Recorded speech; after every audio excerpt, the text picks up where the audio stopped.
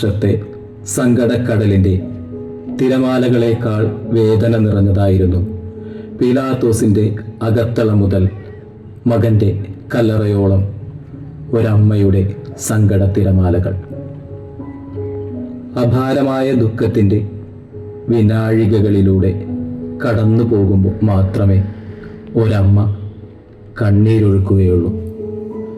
ഉള്ളിലൊതുക്കാവുന്ന നൊമ്പരങ്ങളേക്കാൾ അധികമായിരുന്നു അമ്മയുടെ വേദന. എങ്കിലും അമ്മ അവരെ ആശ്വസിപ്പിക്കുന്നു.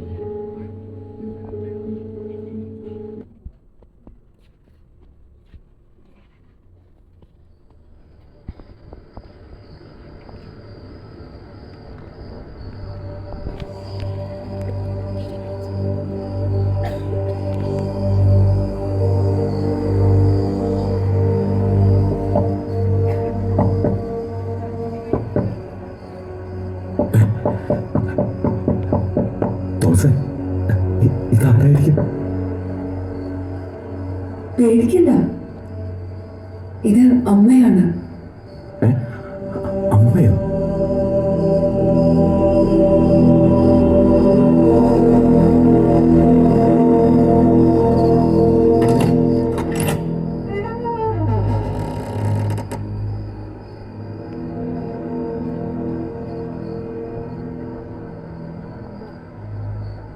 നിങ്ങളെന്താ ഇരുട്ടത്തിരിക്കുന്നേ?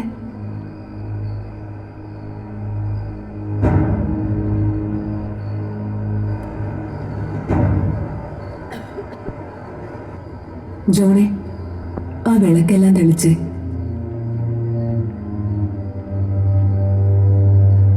മക്കളെ, നിങ്ങൾ വല്ലതും കഴിച്ചോ? പീറ്ററെ, നീ ഇങ്ങനെ തളർന്നു പോയാൽ എന്ത് ചെയ്യും? നീയല്ലേ ഇവരെ ശക്തിപ്പെടുത്തേണ്ടത്.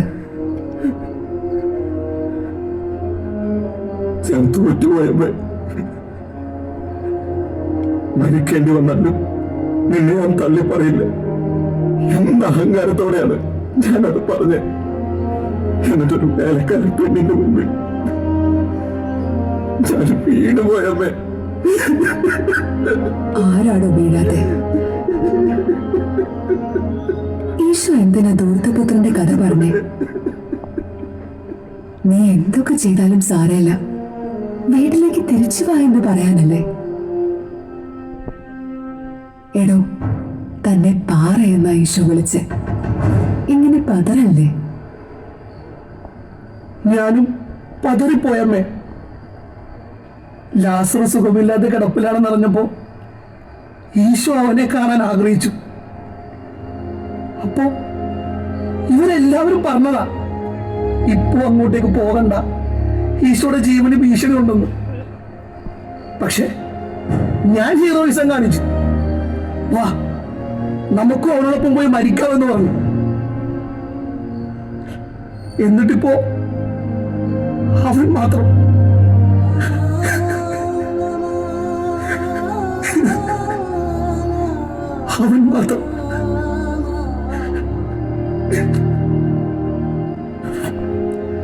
എന്റെ പൊട്ടബുദ്ധിയും ഓവർ കോൺഫിഡൻസുമാണ് ഈശോയെ കൊന്നത്. അങ്ങോട്ട് പോകേണ്ട ഒരു കാര്യം ഉണ്ടായിരുന്നില്ല. തോമസിന് കേൾക്കണോ? ഈശോ ജനിച്ചപ്പോ അവനെ കാണാൻ 3 ജ്ഞാനികൾ വന്നിരുന്നു. അവരിൽ ഒരാൾ കൊണ്ടുവന്ന സമ്മാനം എന്താണെന്നറിയോ? മീറ. ഒരു കുഞ്ഞിന്റെ പിള്ളക്കച്ചയിൽ ആരെങ്കിലും മീറ ഇടോ? അത് ശവക്കച്ചയിൽ പൊതിയാനുള്ളതല്ലേ? ജനിച്ചപ്പോ തന്നെ മരണത്തിന്റെ സമ്മാനം കിട്ടിയവനാ എന്റെ മോൻ.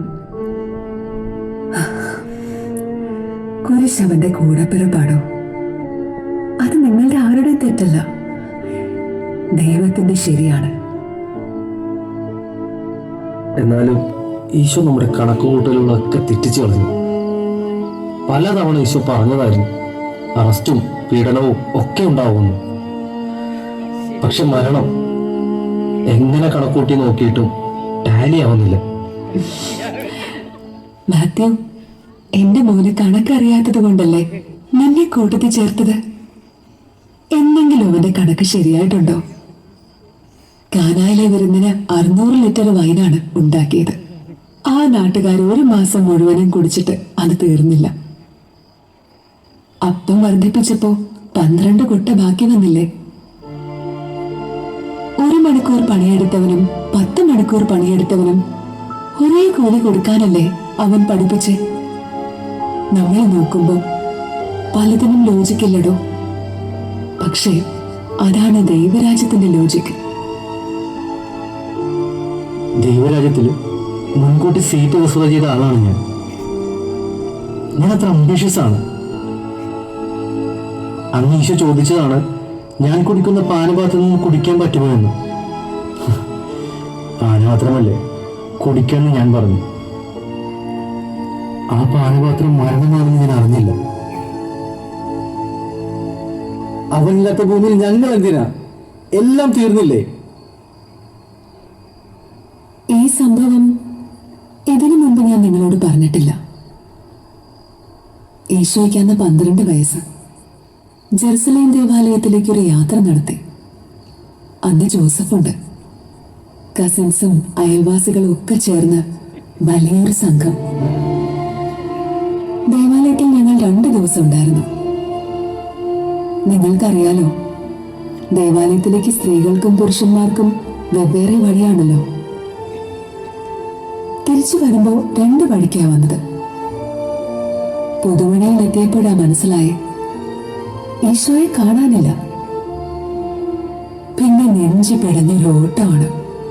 അപ്പനും ഞാനും കൂടി തിന്നുകീർത്ത തീക്ക് കണക്കില്ല. 3-ാമത്തെ ദിവസം അവനെ കണ്ടുകിട്ടി. അവനെ ഞാൻ നന്നായി വഴക്ക് പറഞ്ഞു. അന്ന് അവൻ തന്നൊരു പ്രോമിസ് ഉണ്ട്, ഇനി ഞങ്ങളെ വിട്ടുപോകില്ലെന്ന്. മക്കളെ, എന്റെ മോന് 3 ദിവസത്തിൽ കൂടുതൽ മാറി നിൽക്കാൻ പറ്റില്ല. അവൻ തിരിച്ചു വരും. ഒന്നും തീർന്നിട്ടില്ല, തുടങ്ങാൻ പോകുന്നേ ഉള്ളൂ.